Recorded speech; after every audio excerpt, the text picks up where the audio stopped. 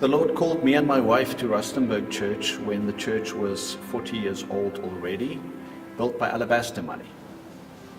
There were 10 people in the church, various reasons why, but I started preaching my heart out, teaching them, training them, and at one stage I did a sermon series about getting out of the boat and obeying, doing the things that we're uncomfortable with.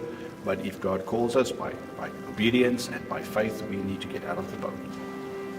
I told him that this building was built with Alabastro funds. Somewhere somebody sacrificed for us to be a blossoming, growing church, making an impact in our community, and we're not. That was the beginning of a new journey for us, of getting out of the building more and more and more. The church started growing because we met the needs of our community. In the end, the church became so filled that it was too small, so we literally had to meet outside of the church on the lawn. And more people came because we were outside. We moved into a hostel, a school hostel. And the plan was to be without a building for 2 years and then start to build a facility with the money that we got from the sale of the old property. After 2 years in the hostel, we grew so fast that we already needed a new space. And I said, Lord, are we ready to start building? It's as if the Lord asked me, why do you want to build a new building if you're not even building my kingdom? And I was sort of shocked. What do you mean, Lord? The church is growing, we're doing well.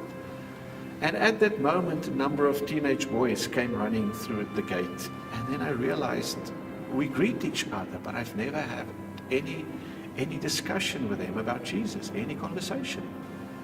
As I got into my vehicle, I started calculating how many boys, teenage boys, do live in this building. Plus there's 2 schools and another one in close vicinity. How many school children move around this building every day? And I calculated between 3,000 and 4,000 kids every day. We challenged the church. Would it be okay? Would you approve? Would you support us not starting with a building, but getting out of the boat again, going without a building for some more time, and making an impact on children and youth in our community? Unanimously, they supported us. So we used the building fund to buy a tent, to put up a youth center. For the first time ever, we're going to add some staff to the team, and not to be a pastor for visitation or worship, but specifically to work with the young people. Fast forward 5 years, 7 years at that stage. The plan was to be without a building for 2, that stretched to 5, and in the end, 7 years before we moved into our new building. A number of miracle stories. The church just kept on growing, it kept on growing. It's as if the Lord started with voices saying, so we're reaching this community, but what about that community? There's a farming community 20 kilometers out of Rustenburg, and the guys don't really go to church. There's no churches there. They have to drive to get to church. So we prayed about it, asked the Lord for his guidance. Somebody phoned and said, we're building this chapel. If you would ever be interested, you can use this.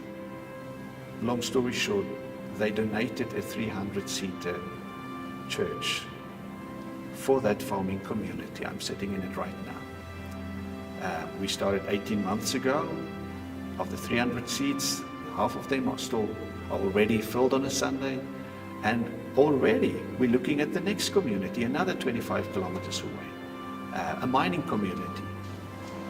Somebody sacrificed Alabastro funds so that we can have a tool to reach to our community. And as a church, we are compelled to use the sacrifice other people made with Alabastro money to keep on impacting our local communities.